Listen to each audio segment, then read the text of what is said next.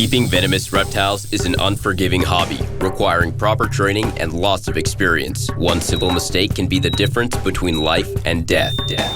Remember, the most venomous snake in the world is the one that just bit you. There are no venomous snakes with training wheels. Just because you see Viperkeeper handle snakes a certain way does not mean you should try it too. Well, I asked Lori to get the camera because the Cordalis was drinking from the squeeze bottle, but of course, as soon as Lori got here with the camera, the Cordalis finished drinking, even though she has this nice beard. Would you like some more, huh? Nope. We filled her water dish, but you know, these guys drink dew off their scales in the early mornings in South Africa. These animals generally don't drink from, you know, puddles or water dishes or, you know, watering holes, streams and stuff, because genetically I guess instinctively they know that water that's sitting there probably holds some parasites, so they avoid that, so they prefer to sip the dew off their scales. This, of course, is a horned adder from South Africa. They come in quite a variety of shades, colors, and they're all about the same size. They don't get much bigger than a foot long or so.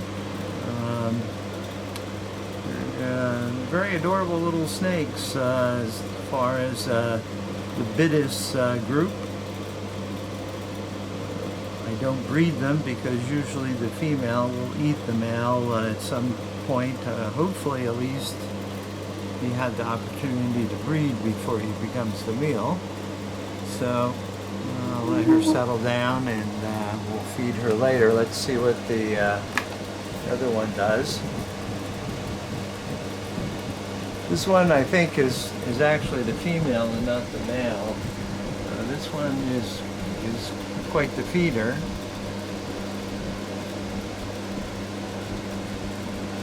My friend Joe has trouble telling sexes apart.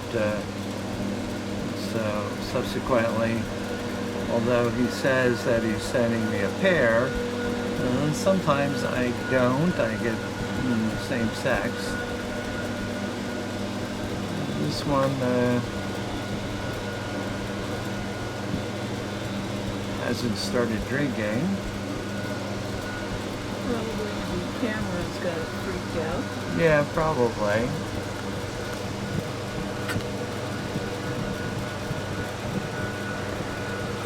Also, this one, you know, may be more inclined that, why are you wetting me down? You should bring me something to eat. But it doesn't need a meal. It's quite filled out nicely. Yeah, it is pretty chunky. Yeah. And that's another reason why I think it's the female. The one on the left refuses a bit more often, so what I'll do is I'll just put some water in the water dish in case it does get thirsty later. And we'll move on. We have cute faces. Yep. That's our camera. Needs some assistance sometimes to focus, especially at close range, zoomed in. All right.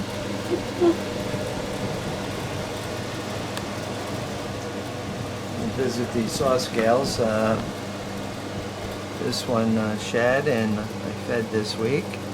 Now let's see if it wants a drink of water from a squeeze bottle. These guys don't like water at all, but I'll give it a shot. Oh, you want that? Is that okay? Huh?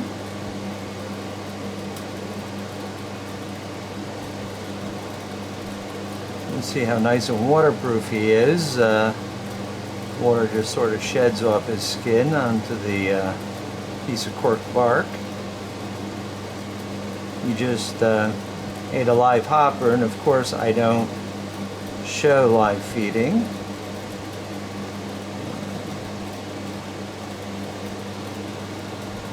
he can always use a nice drink of water after he's had his meal. These are white-bellied saw scales, Echis leucogaster from Burkina Faso in sort of west central Africa. And of course, saw scales bite a lot of people because they're very common, and they find their way into people's tents looking for their favorite prey, which actually are generally centipedes, but they will also eat baby birds and mice and geckos and other little lizards that happen by. Their venom is highly hemotoxic,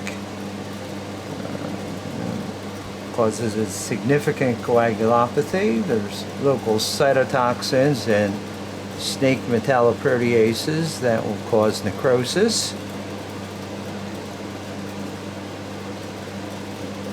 All the blood breakdown products caused by their venom damages people's kidneys.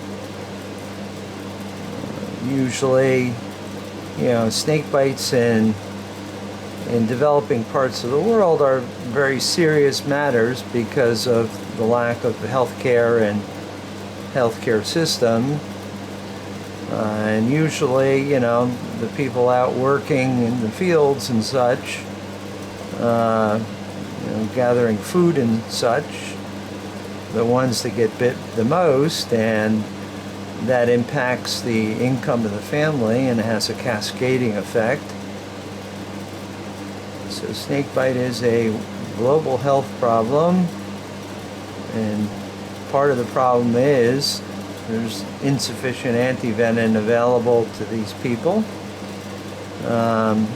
I know in Nigeria, the Nigeria government set up a 100-bed hospital just specifically to treat snake bites. They have so many snake bites on a daily basis.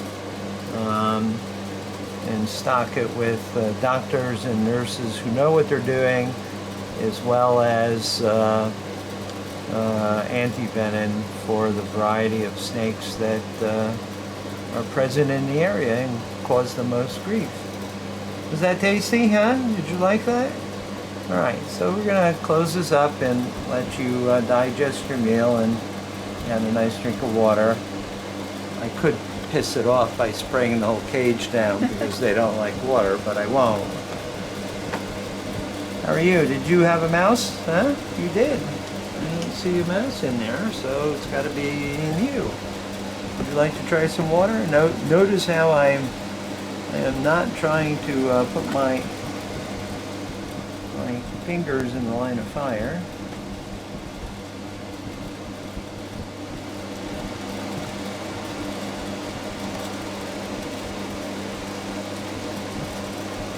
This one doesn't seem to be quite as... Well, it's also in a very difficult spot to get to at the back of the cage. Oh, yeah. There we go. He's sipping off his scales. Scale sipping. Here, come here. Here, I'll give you some water right from... There you go. This is another leucogaster like the one next door. The one next door looks a little nicer because I just pulled the shed out of its cage this morning. This one is probably due to shed. There you go, guy, huh? There we go, right from the garden hose.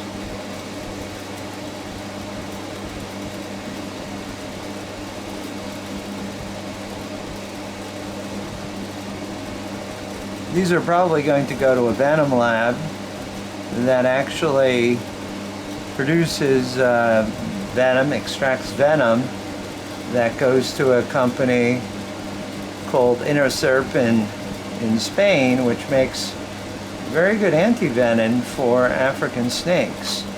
I have anti-venom downstairs that actually is specific. It's a polyvalent. It's specific for a lot of these West African echis. It has venom from leucogaster, ocellatus, and a couple other species And usually it only takes one vial to neutralize the bite, because the anti-venom is well made, very specific, and usually, you know, these snakes are relatively small, and you don't get a huge dose of venom like you do from the larger bitis and cobras and such. But with these guys, one drop will do it. Well, that'll certainly kill you.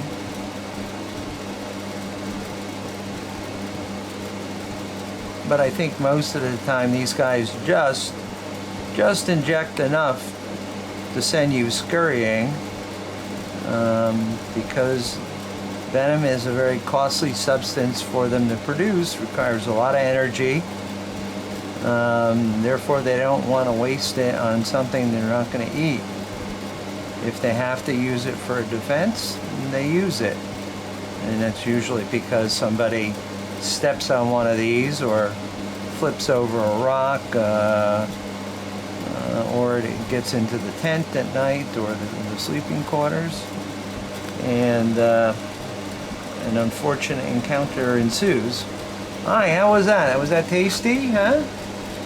Was that tasty?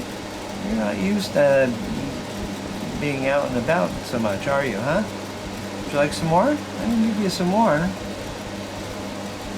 Now, people ask me, whoa, where do you get these bottles? Well, these are special bottles called laboratory wash bottles. I buy them from the place where I work. We stock them, we supply science laboratories with all sorts of consumables and equipment and such. Wow, big drink. Yeah, when these guys have an opportunity to drink, they will really fill up. However,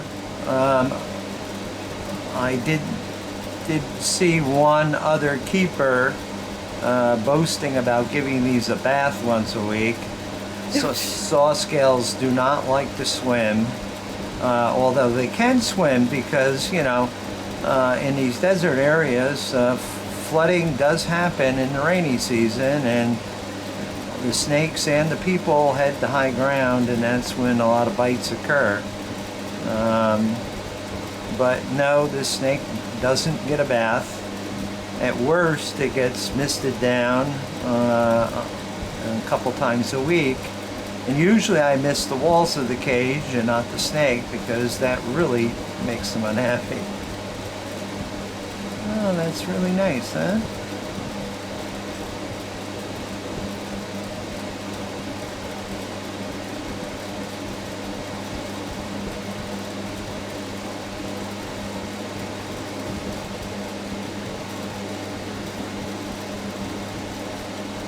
Come on, dude, my hand's getting tired. I know Mrs. Viperkeeper's hand is getting tired too. Alright, I'm gonna stop because my hand is cramping. So there you go. White-bellied saw scales from Burkina Faso.